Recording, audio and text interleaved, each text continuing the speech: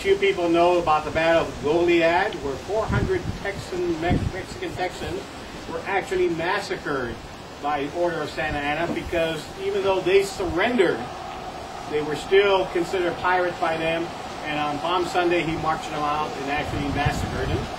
But then, of course, you had the Battle of San Jacinto, and where Sam Houston actually won the battle, and Texas became independent. But there was a little problem with that. Now, everybody knows where your borderline is with your house, because you have a fence. Texas did not have a southern border.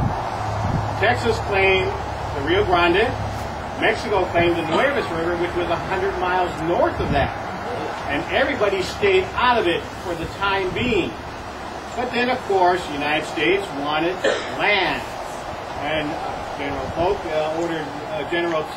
President Polk ordered General Taylor march into that territory and build a fort near the Rio Grande. So basically, the United States invaded a territory that was disputed by all, and that started the war. So everybody knows about the war over there in the east, with Taylor, Buena Vista, Scott, of course, capturing Mexico. What about California, that was still part of Mexico? Well, guess what?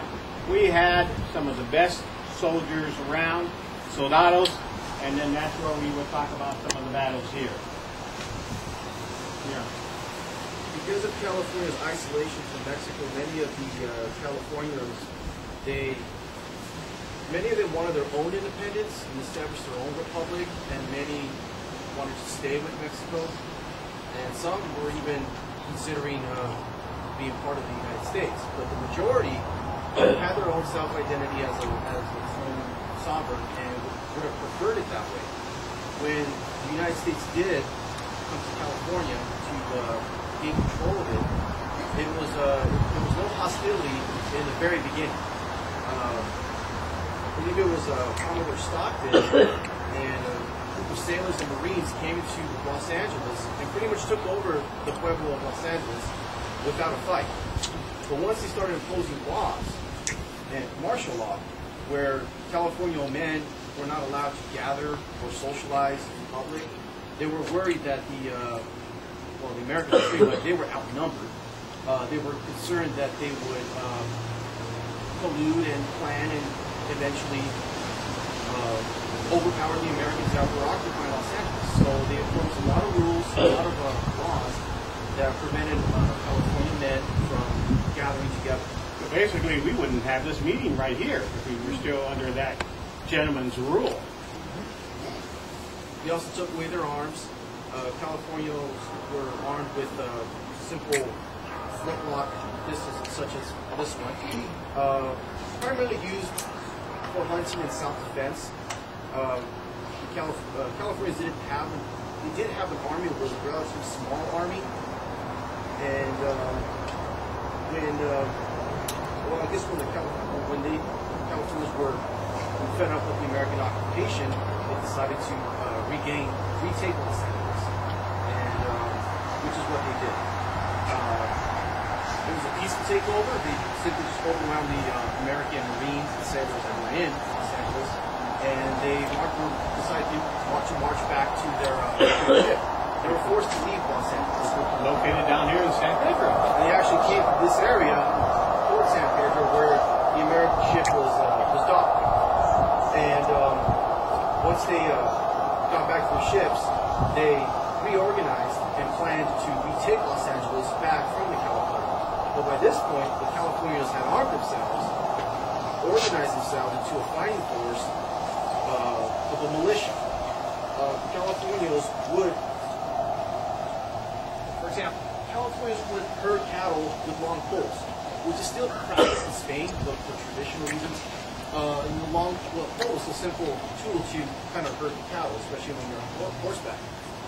And they also had poles that had blades attached to them that were used to disable cattle during that period. But because they were excellent horsemen and they were very skilled with using a simple pole, they simply just added a point to it, and now they were lancers, which was a very effective weapon on horseback, especially when your enemy does not have a lance. even if he's armed with a sword and a one-shot rifle, if he misses, you have at least 8 feet of distance of protection from the opposing enemy. And on horseback, it's a very effective weapon. Just the momentum on horseback will be enough to disable the enemy. So they arm themselves with lances. Those that didn't have firearms would arm themselves with lances, and they also would use their lassos to basically rope the cavalry from their horse. What they did have was a cannon. Are you good with roping? He has a rope. We can demonstrate that real easy right now. Is it a weighted rope?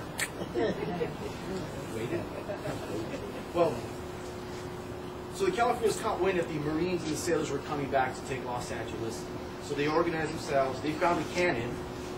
There was an old woman, an old lady who had a cannon hidden, buried in her garden. And her garden was located somewhere near First and Alameda, somewhere up there.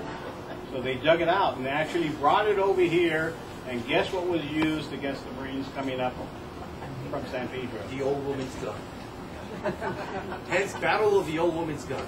Which takes place right here in December, closest weekend to December 8th and 9th, which was the actual battle. So make sure you put it onto your calendar that, yes, Dominguez will be having the reenactment of the Old Woman's Gun here on usually the first weekend of December. So, would you like to tell them the results? Basically, the heroes in the Californians. We won that battle. But what the Californians did, they had horses and the Americans didn't, so they had that advantage. They had a cannon, the Americans didn't. Their cannons were on the ship, and the cannons that are on the ship are structured different. They have smaller wheels, so it's not very practical to move on land. The Californians harnessed the cannon on a cart, large wheel cart, and were able to transport it. And what they did, they lassoed the cannon, and they were transporting the cannon with ropes and lassos.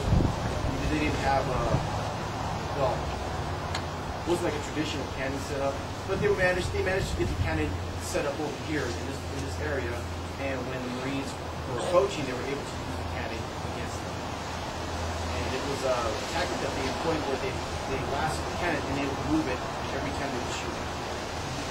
Another tactic they did is there's hills in this area, and what they would do, they would have horsemen ride around in circles, picking up dust, and that tricked the Americans thinking that the Californians had a very large army that they were going to be up against.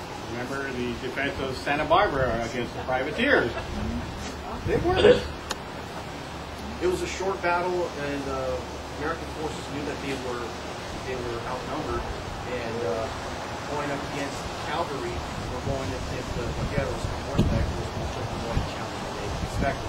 So they retreated back to their ship and headed south to San Diego, where they regrouped with other sailors and Marines and General Kearney from the U.S. Army, who rode across the desert on mules and horseback and was attacked in San Pasqual around the same period. That was in December. So General Kearney and cavalry, which were known as dragoons at that period, they came through the desert, and when they arrived in California, they were attacked by California Lancers.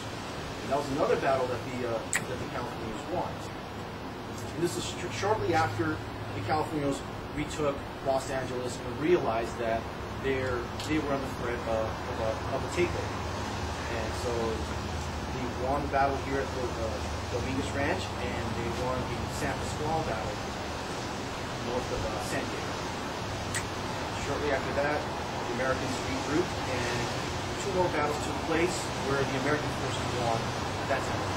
The Battle of the San Gabriel River, which was one of the largest battles in California, not very much talked about. And the battle after that was the battle for Los Angeles that took place in present-day Vernon. That was one of the last major land battles that took place in this region. excuse me. For those of you who don't know, if you go down Washington Boulevard just before you cross the Rio Hondo, right at the end of